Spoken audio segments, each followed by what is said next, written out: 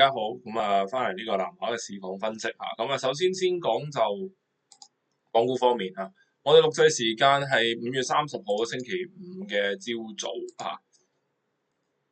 跌300幾點啦嚇，走勢上絕對唔係靚嘅，因為就冇記錯，琴日應該有啲指數轉動嘅嘢嚇，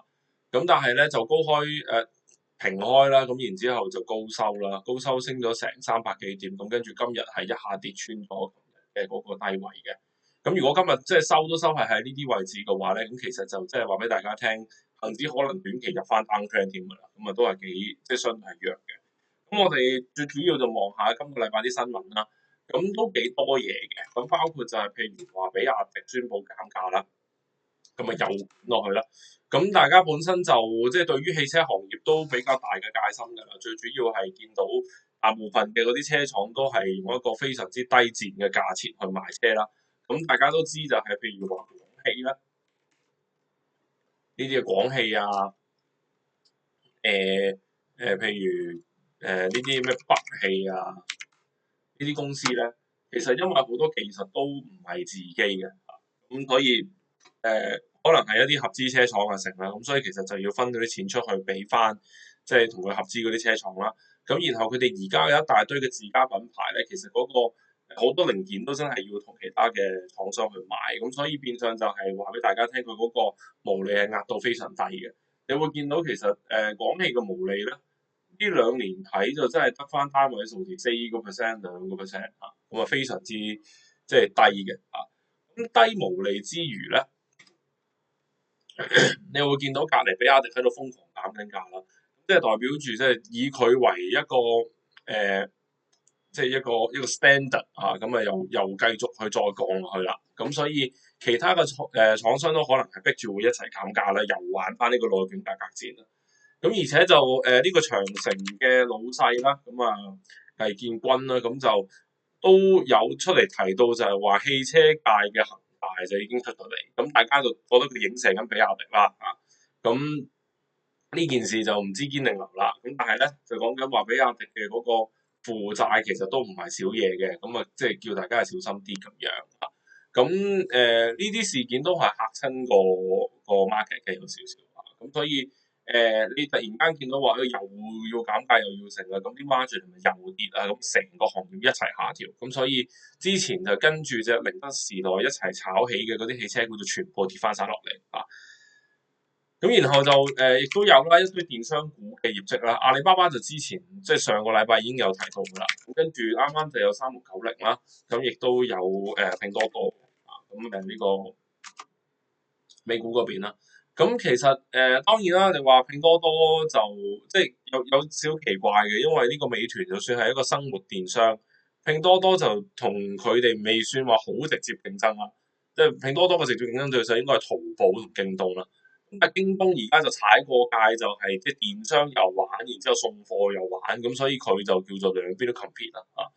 咁但係其實就幾個行業係互相影響嘅，因為即係你生活喺鋪頭買啊，一定係貴啲噶嘛啊。咁最緊要方便啫，因為你即刻買到，即刻送過嚟俾你啦啊。咁但係你話拼多多啊、京東商城啦。唔係速遞啦嚇，咁然之後就淘寶咁等等呢啲，可能你買完之後過幾日先送到過嚟噶嘛，咁所以嗰個分別就在於係雖然即係叫做有關聯啦，咁如果你話呢個成個嗰個價格戰喺度打緊落去嘅時候，咁你係連生活電商都可能有部分係會受影響嘅，咁但係個影響就唔係話真係好直接啦。咁但係對於美團嚟講就捲到啱啱捲咗個京東落去啦，京東就不停咁透過啲補貼啊，又或者係減價嘅一啲策略去搶美團個 market share 啦。咁所以即係咁樣嘅話，即係話俾大家聽，美團又要再重新係即係燒錢去對抗京東嘅。咁而且就係社區團購啊成個方面，咁其實你見即係盒馬生鮮同埋京東都有做嘅。咁所以基本上就係4個電商不停咁喺度做緊即係同一類嘅業務，互相競爭緊。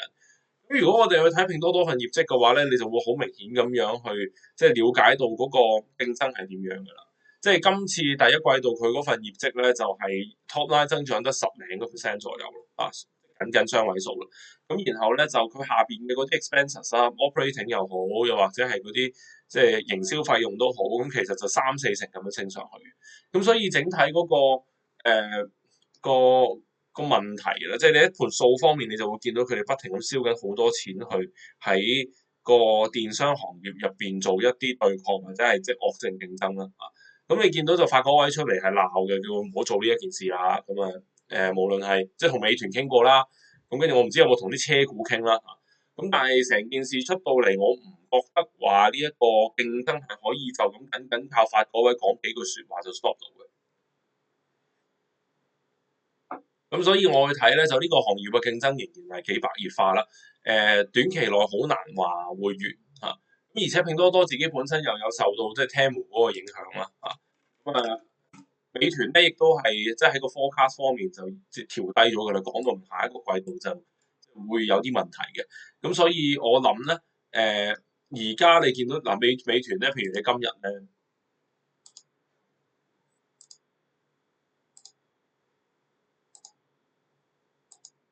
都係咁啦。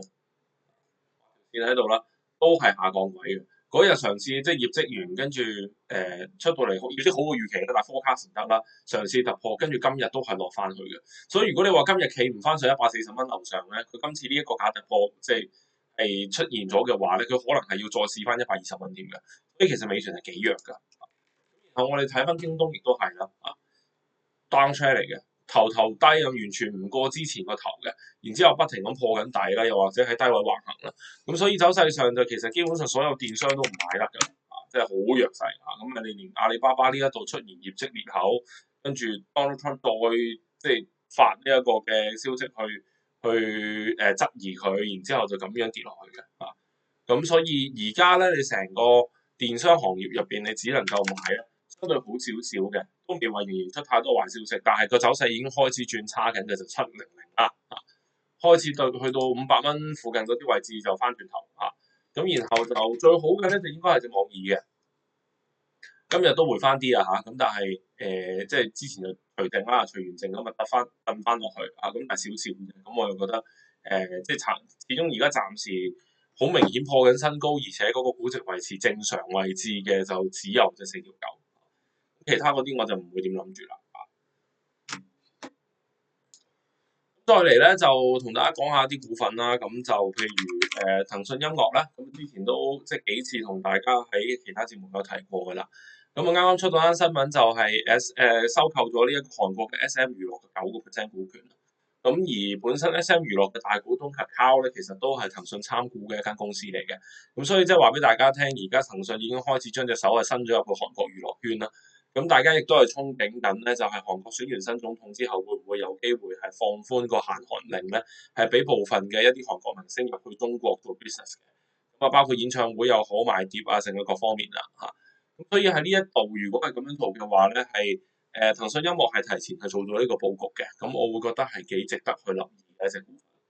咁而家都係20個 PE 有找啫，咁等翻落嚟，咁大家可以望一望嘅咁呢啲就即係叫做一隻 app 啦咁再加埋開始係有少少 event organizer 啦，再加埋一啲即係直頭係媒體公司啦有少少似 Live Nation 嘅嗰啲諗法嘅。咁呢個就係騰訊音樂嘅邏輯啦。咁然後就美股方面啦，美股方面就 Nvidia 出咗份業績啦。咁業績方面就除咗係第一季度因為嗰個關稅方面嘅原因，所以令到個毛利率稍微 miss 咗少少之外咧，咁其實整體嗰個業績嘅表現都 OK 嘅咁數據中心就叫做即符合預期啦。咁其他嗰啲嘢就稍微係市場預期下限啦。咁所以就令到大家唔係話特別興奮。咁但係始終就係因為個 outlook 講到就係話下個季度應該就會恢復正常啦。咁所以大家又覺得冇事嘅。咁同埋近排都推出咗啲新嘅嘢啦，包括 NVLink 啦即係一啲新嘅一個制式，就係幫助